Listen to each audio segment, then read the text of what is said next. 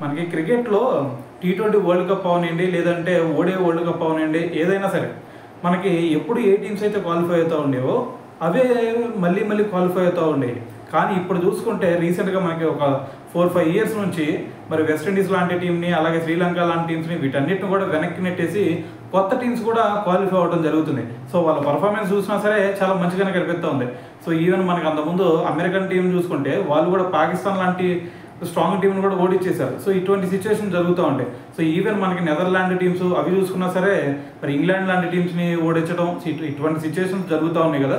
అయితే మరి ఒకప్పుడు ఆఫ్ఘనిస్తాన్ చూసుకుంటే వాళ్ళని ఏ టీం అయినా సరే ఈజీగా ఓడించేది ఈ టాప్ టీమ్స్లో. కానీ వాళ్ళు ఆస్ట్రేలియా లాంటి టీంనే ఓడించే సిచ్యువేషన్లోకి వచ్చారు.